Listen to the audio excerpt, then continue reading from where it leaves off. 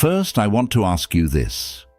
Have you ever met someone for the first time in your life and thought, wow, this person is so different, even before you've had a single conversation? But there was something about that person, their gaze, their posture, especially the weight in their voice. You instinctively felt a great deal of respect for them, didn't you? So where does this difference come from, do you know? Did they have a lot of money, for example, or were they very famous? Probably not. That difference comes from that person's ability to consistently practice small but effective habits over many years. And today, we're going to talk about exactly these practices, these habits. In this video, I'll share 10 points with you. When you actually put these into practice and incorporate them into your life, you'll notice that the way people around you view you will change dramatically, almost silently. Because as you know, respect is not earned by shouting loudly. It is earned only by deserving it and living it. Before we get to the first point, I have a small request. Please write only "I'm ready" in the comments. Because major change doesn't start with immediate decisions, but with taking that first small step. And rest assured, when you decide to take that step, everything will essentially have begun. Let's start with the first point. 1. Learn someone's name and use it in conversation. A name is definitely the sweetest sound a person can hear. I want you to imagine something. For example, you are in a very crowded environment with lots of people, and even though there are many people around you, one of them calls your name as if to take you away from there. What do you actually feel inside at that very moment? Something changes, doesn't it? It's as if that person sees you in that moment. And of course they see you not just as a face, but as a whole person, which is why they have the power to call you by name. Of course, what I'm saying sounds like a simple thing, but trust me, the effect is quite profound, because your name, as you know, is perhaps the most distinct and personal thing that truly belongs to you in this world. Now, here's the thing. Psychologists have been saying for years that when people hear their own names, a different area of their brain is activated. So it's not just a nice feeling, it's a biological response. When the brain hears your name, it says, "This is for me," and immediately pays attention. Think of yourself as someone who knows this. When you use the other person's name just once in the right place, that person unconsciously begins to perceive you as more trustworthy, warmer, and more respectable. And you didn't actually do anything. You just used their name. Let me give you an example. Very few people do this. Most people hear a name when they meet someone, forget it 2 seconds later, and hesitate to ask again. Then they talk to that person for years, using terms like brother, sister, or ma'am. This is both strange and a huge missed opportunity. Because someone who knows and uses a name automatically stands out in that room. They are noticed. They are remembered. Of course, there's also this. How do you not forget the name? Associate it with something in your mind the moment you meet. Look at the person's face and repeat their name to yourself once. If possible, use it right away in the conversation. Instead of saying "nice to meet you," say "nice to meet you, Murat." Of course, this small difference puts you in a completely different place in the other person's mind. Have you ever tried it? Once you try it, you won't be able to stop. Actually, there's a balance here. If you use the name in every sentence, it feels forced. You lose sincerity. The goal isn't to repeat the name, but to send the message, "I see you," to that person. Using it 2 or 3 times in the right place is enough. Especially when saying goodbye, sending them off by name makes that conversation stick in their mind. The difference between "see you later" and "see you later, Aishi" may seem small, but the impression it leaves is very different. Imagine the outcome of this. Respect is earned not with grand gestures, but with small, consistent habits. Using names is one of the easiest and most effective of these. It costs you nothing, requires no preparation. It just requires attention. And attention is actually the most valuable gift. Learning and using someone's name is saying, "You are important to me," wordlessly, silently, but very powerfully. By the way, let me say this. You've probably watched 2 or 3 videos here, and if you haven't subscribed yet, it really upsets me, because you didn't come here by accident. You're looking for something. You want to improve yourself, and that's exactly why I'm here. You don't have to go on this journey alone. Subscribe, let's not lose touch. As this channel grows, the content will grow too, and you'll be part of that growth. Also, let me tell you this. There's a new feature called Hype, and if you tap on it, you're directly helping your videos reach more people. Thank you so much in advance. 2. Look into their eyes when shaking hands. If their eyes wander, trust naturally wanes. For example, has this ever happened? Let's say you're shaking hands with someone, but they turn their head away at that exact moment. What do you feel in that instant? Without even realizing it, something kind of stings, right? You think, am I not important? Why are they acting like this? Of course, you might not want to express this clearly in words at that moment, but it definitely sticks with you. What I'm actually trying to say is this. Good eye contact is such a powerful and important thing. So even in a simple handshake, even in those 2 seconds between you and the other person, you're saying a lot about the other person or showing a lot about yourself. And actually, what I'm talking about is something that seems very simple. Unfortunately, many people aren't even aware of it. As many of us know, the human brain reads social cues at incredible speed. When you meet someone, your brain collects dozens of pieces of data in the first few seconds. Tone of voice, posture, firmness of the handshake, and most importantly, the eyes. If the eyes are avoiding contact, the brain automatically sounds an alarm. Is this person trustworthy? Are they hiding something? Are they unsure of themselves? These questions seek answers in the subconscious, and you can lose this battle before you even say a word, just because you averted your eyes. There's also this. Why do people avoid eye contact? Mostly out of shyness, sometimes out of being overly thoughtful, and sometimes out of a misguided sense of humility. Some say, looking into someone's eyes feels disrespectful. Quite the opposite. Looking into someone's eyes means, I am here, I am with you, I am listening to you. Avoiding eye contact says the exact opposite.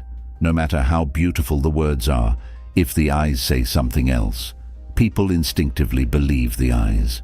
Essentially, it's also important to note that eye contact is important not just during the handshake, but throughout the entire conversation. But there's a balance here too. Staring constantly and uninterruptedly can be uncomfortable. The goal is not to corner someone, but to connect. While talking, occasionally break your gaze as if thinking, then return. Of course, this should appear natural and sincere. But in general, don't look away from the person you're talking to. That moment belongs to them. Don't look at your phone, scan the room, or stare at the ceiling. Just see them. I also want to say that respect may seem like an abstract concept, but it's actually based on very concrete moments. And one of the most powerful of those moments is that brief instant when 2 people's eyes meet. People forget words, they forget gifts, but they never forget someone who made them feel truly seen. If you want to be that person, just do this the next time you shake hands. Look, really look. Everything else will follow. 3. Learn to say, I don't know. Pretending to know everything has the potential to make you look small. When you picture it in your mind, for example, is there someone like that around you? What I mean is, you know, the type who has something to say about everything, who can never say, I don't know about anything, who always tries to dodge every question. Of course, such people may seem impressive at first, very smart, highly aware, and so on. But over time, you realize very clearly that this person is actually very unreliable. Because think about it. You can never figure out how much of what they say is true. Because they have an opinion about everything, they have knowledge about everything, and of course, without trust, there can be no respect. So no matter how much they talk, no matter how much varied information they give about everything, a question mark always forms in your mind. Did they make that up too? How much of what they said on this subject was actually true? Looking at it from another angle. Why do people pretend to know when they don't? Mostly out of fear. The fear of, if I say I don't know, I'll look stupid. The anxiety of, I'll look weak, I'll look inadequate. But it works exactly the opposite. A person who can openly say they don't know something is actually sending a very strong signal of self-confidence, because that person is confident enough not to fear what others will think. You can sense this difference. The most respected person in the room is usually not the one who talks the most, but the one who speaks most accurately. Besides, think for a second. Think about the people you respect most in your life. Did those people ever say, I don't know to you? Probably they did. And your respect for them didn't diminish at that moment. On the contrary, it increased. Because honesty is always more valuable than knowledge. If someone gives you wrong information, you act on that information and you get hurt. But if someone says, I don't know, let me look into it, you trust them and you respect the person you trust. It's a very simple but very profound cycle. I also want to say that saying, I don't know, is not a passive response. It is actually taking responsibility, because something usually follows. I don't know, but I can find out. I don't know, but this person knows. I don't know, but we can find out together. These additions make you not only honest, but also solution-oriented. And people want to be around solution-oriented people. They trust them, consult them, respect them. Bottom line, you don't have to know everything in life. Nobody does anyway. But there's a huge difference between those who act like they know everything and those who admit what they don't know. The former lose credibility over time. The latter become an authority over time. Because people know you always tell the truth. And that's something you can't buy with any amount of knowledge. Respect feeds on truth. Be brave and say, I don't know. 4. Wait 2 seconds before speaking. Silence is not weakness. It is actually a sign of strength. I want to start this point with a different question. For example, what do you do when someone asks you something about a subject you might find quite difficult? In such situations, many people start saying things almost reflexively. Listening, that is, even if the answer isn't exactly right, even if they don't have any thoughts about it, they immediately start saying words, right? Why is that, do you know? Because people generally feel uncomfortable staying silent when they're in that position. They feel like there's a void in the silence, so they immediately want to fill it. But in fact, they are missing a huge opportunity at this point.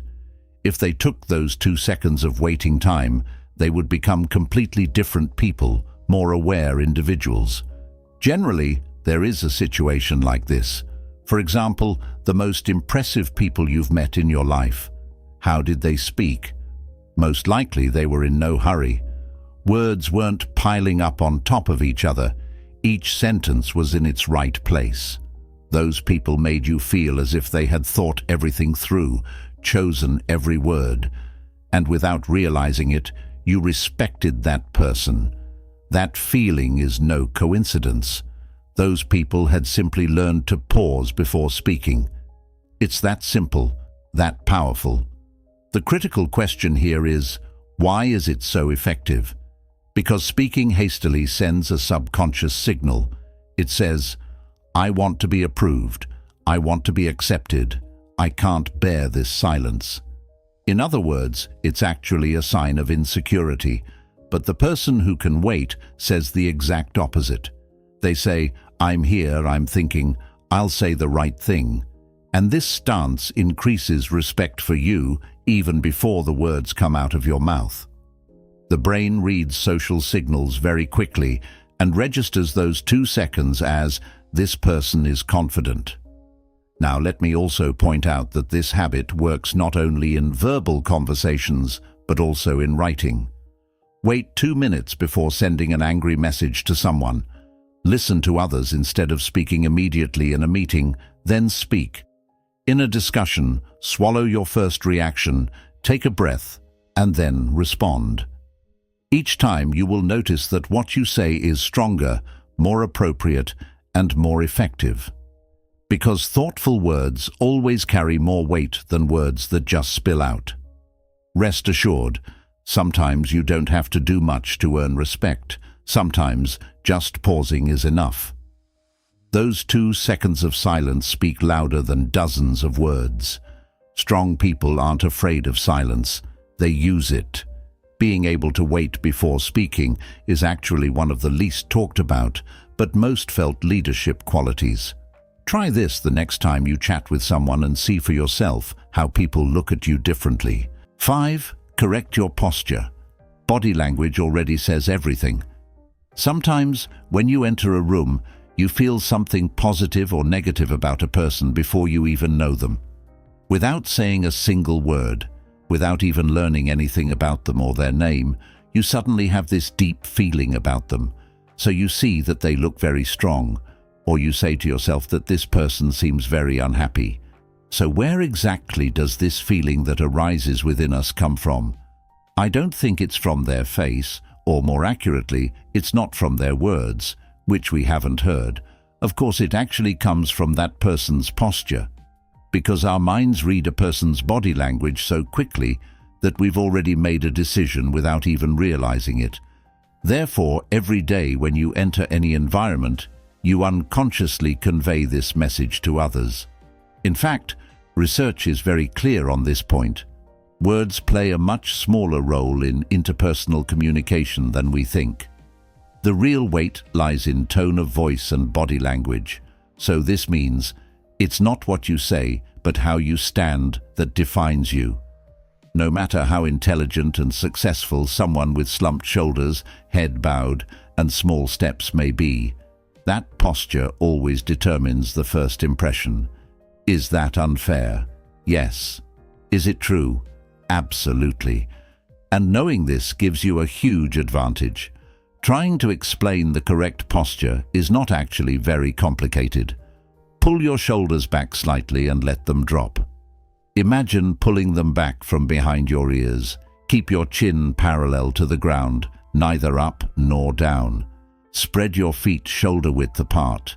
And most importantly, push your chest out slightly. This posture makes you look taller and allows more air into your lungs.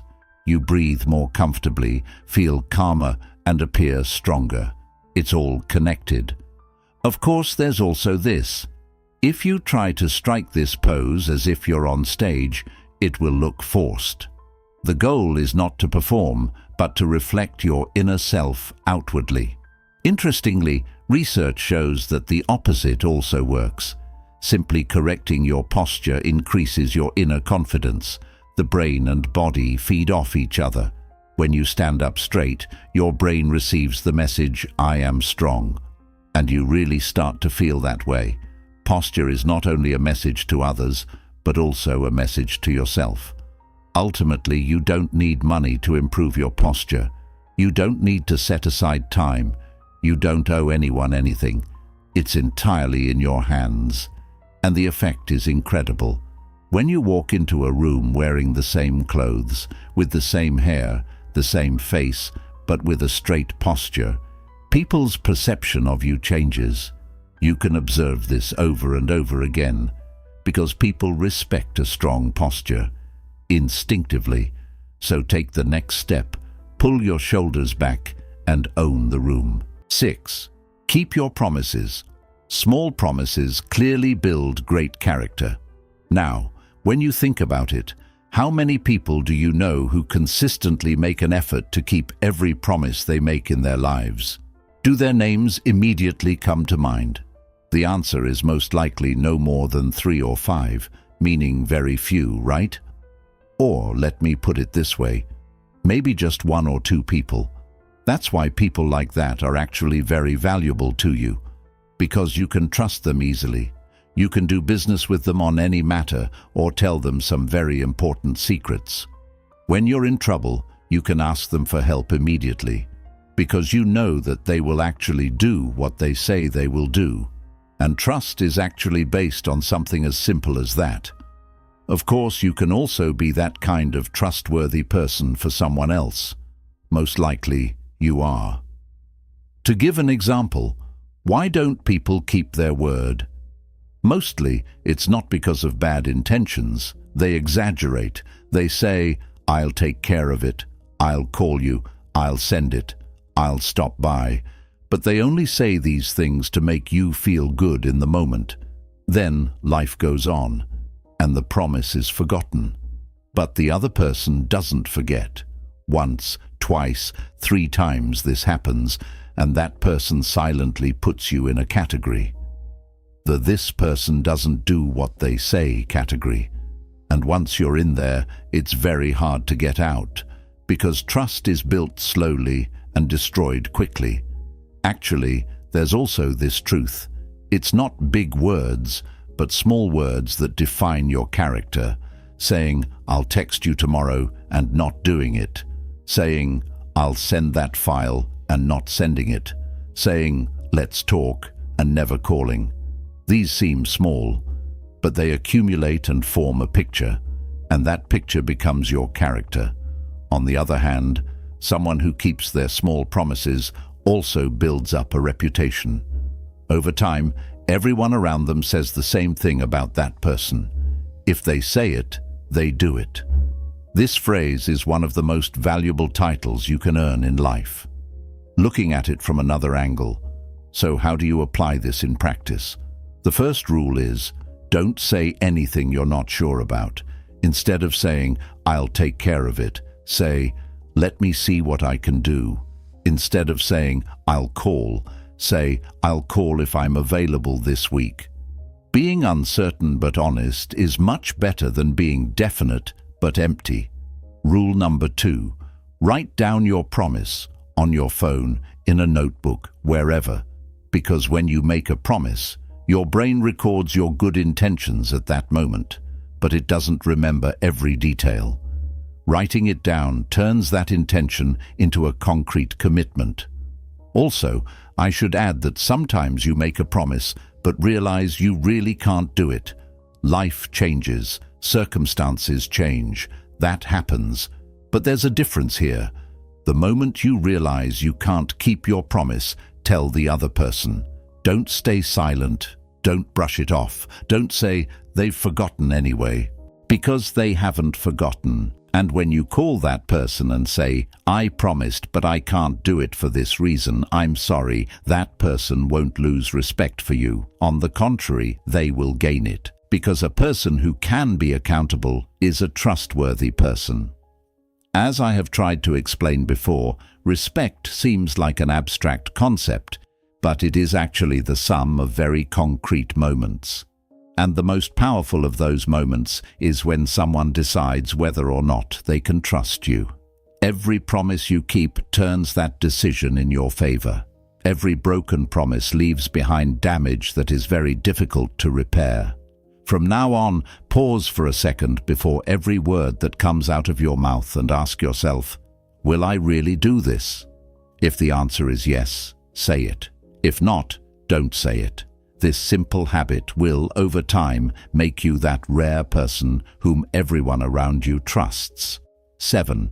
Spend money on dressing well.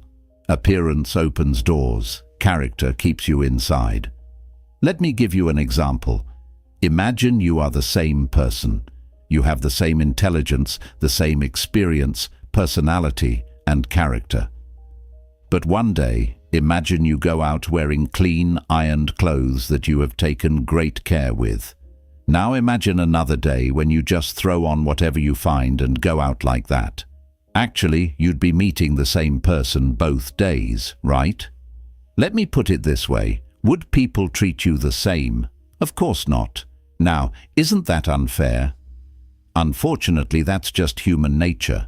The brain interprets what it sees and focuses on behaving accordingly. It can make different interpretations about things it doesn't see and things it does see. So, how you present yourself to the outside world is how the people around you see you.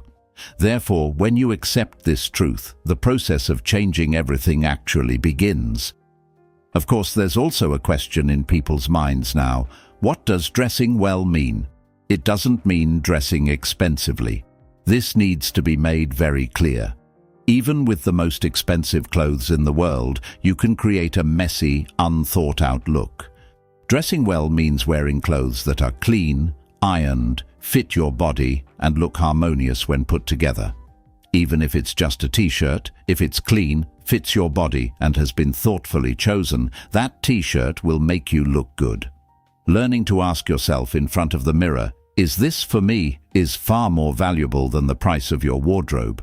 In fact, people don't want to admit it, but appearance determines the first impression. And first impressions are very powerful because the brain uses them as a reference point. It evaluates all the information it learns afterwards through the filter of that first impression. So, people you meet who are well-groomed and thoughtful will value what you say in subsequent conversations more. They will listen more attentively. They will take you more seriously. Appearance opens the door. Once you're inside, who you are speaks for itself. But first, that door needs to be opened, looking at it from another angle. Dressing well is an investment, not an expense. It always makes more sense to buy 2 really good-looking pieces of clothing than 5 cheap, poorly fitting ones. A small but well-curated wardrobe means knowing what to wear every morning and stepping out confidently every day. Moreover, a well-groomed person makes a bigger impact with fewer clothes. Because it's not about the number of clothes, it's about what each one adds to you. You pay for quality once, but you pay for cheapness over and over again. Ultimately, spending money on yourself is not selfishness, it is respect. People who respect themselves respect others and are respected by others. Caring about your appearance is not superficial. On the contrary, it says, "I deserve to be taken seriously in this world." And people sense this. Even if you don't say it, even if you don't explain it. Because you're not explaining it, you're showing it. From now on, when you stand in front of your closet, remember this. That piece of clothing is not just fabric, it's a message you send to the world. You decide what that message should be.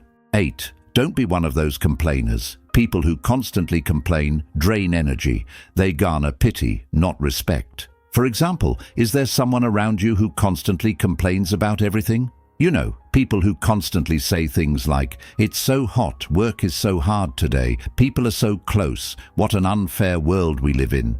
At first, of course, you listen normally to see what they're saying. I'll even say this, you try to empathize. You say, "Yeah, that's a tough situation," and you agree with them. But after a week, 2 weeks, or a month, when you start hearing the same complaints over and over again in different sentences, something starts to change inside you. Rest assured, after a certain period of time, you start to not want to see that person anymore. You try not to answer their calls. Even if you only talk to them when you have to, you feel quite exhausted. Because in essence, that person drains your energy every time. And of course, you notice this very clearly in your subconscious.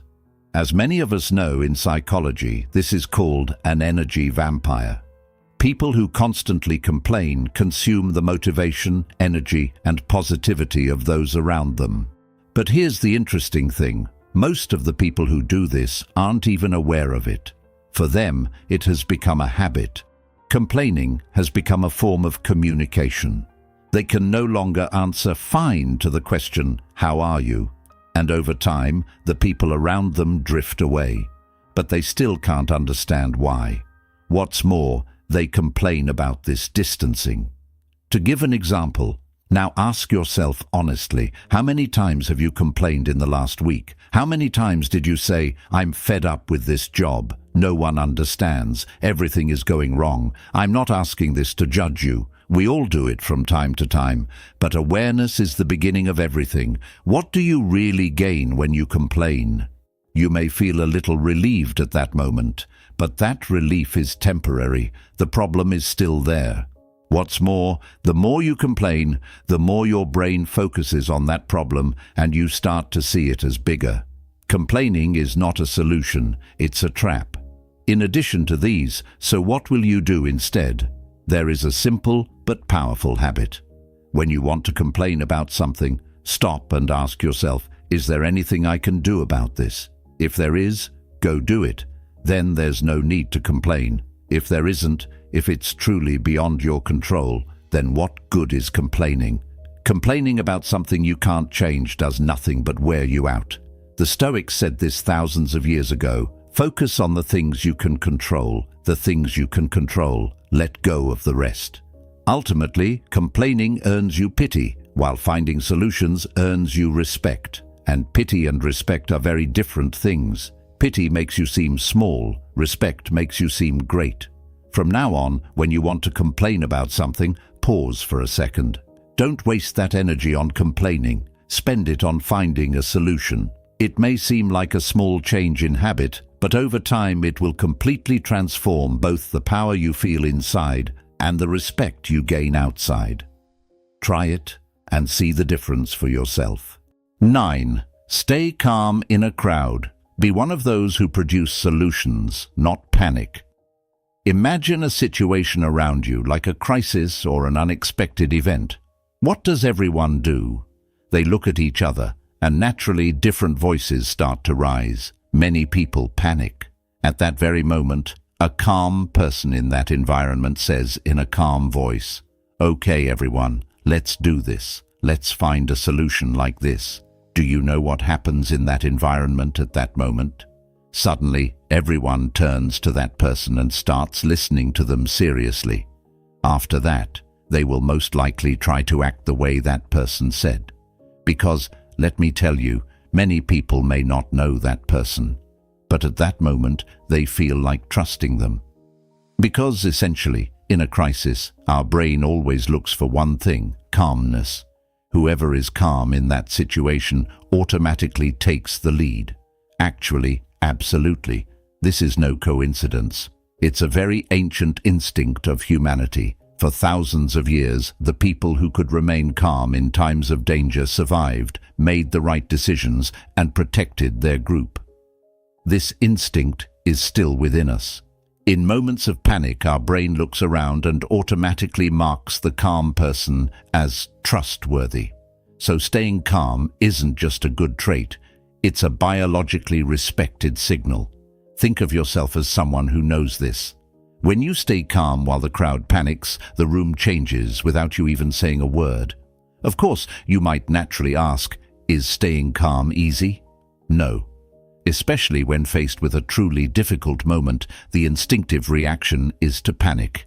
Your heart races, your breathing becomes shallow, your thoughts scatter. This is completely normal. But there is a critical difference here. Staying calm doesn't mean not feeling your emotions. It means feeling that panic, that stress, and still being able to act with control. This is called emotional maturity, and it's not an innate talent. It's a skill that's acquired over time, so you can learn it. Of course, you'll also notice this. People get to know you in tough times. Everyone looks good on easy days. But when a crisis arises, when a problem arises, when a moment of pressure comes, true character emerges. And the person who can remain calm in those moments, who can focus on the solution, is etched into memory. People say, that person supported me on that difficult day. They say, I trusted that person the most in that moment. These are not ordinary compliments. They are expressions that a person truly saw you and valued you. This is the deepest form of respect. 10. Wake up early in the morning and make it known. Remember, discipline is the cornerstone of respect. Here's the thing. Let's say you wake up at 10 a.m. The habit and discipline of waking up early sends a clear signal about a particular matter. That person truly values their time. If they make a promise, they are more likely to keep it. They have more control over their life. Therefore, the sentiment of what I say is very clearly perceived by everyone, and people who get up early in the morning start their day with a difference. They are calmer, clearer, and more prepared, and they project this more outwardly. And the people around them also sense this easily, without even realizing it. For example, let me say this. Look at history for a second. When you look at the common habits of successful people around the world, one thing comes up again and again: getting up early. This is no coincidence. The early hours of the morning are when the world is still asleep. Notifications haven't come in yet, and expectations haven't started. Those hours belong to you. You can think, you can plan, you can make time for yourself. And people who start their day this way walk through life with a very different energy than those who start their day rushing around. This difference accumulates over time and creates a huge gap. Do you know why getting up early is so difficult? Because the brain loves short-term comfort. A warm bed, 5 more minutes. I'll start tomorrow. Does this cycle sound familiar? But realize this. Putting off the alarm every morning seems like a small decision. But in fact, you are sending yourself a message at that moment. I'm not doing what I said I would. And this message silently erodes your self-confidence as it accumulates. The opposite works the same way. Every morning you manage to get up, your brain says, I'm doing it, I'm sticking to it, I'm in control. And that feeling changes everything. Then there's this. How do you put this into practice? Of course, don't expect a big change all at once. Trying to get up at 4 a.m. tomorrow morning usually ends in 2 days. Instead, start 30 minutes before the time you wake up now. Do this for a week. Then move it up another 30 minutes. Progress slowly, but stay consistent. And find something to fill those morning hours. Exercise, reading, quietly drinking coffee, planning. Whatever it is, set that time aside for yourself. Because getting up early with a purpose is much more sustainable than just setting your alarm earlier. Remember, discipline is not the enemy of freedom. It is its foundation. Getting up early in the morning is not punishing yourself. It is investing in yourself. And the return on this investment is not just productivity, but self-confidence, clarity, and people's respect for you. Because people who make and keep promises to themselves also make and keep promises to others. And everyone senses this. The next time your alarm goes off in the morning, remember this: that moment is not a small decision. It is the moment you choose who you want to be. Get up. The day belongs to you. After these 10 points, I would like to emphasize that respect is not earned in a day. It is the sum of small decisions made every day.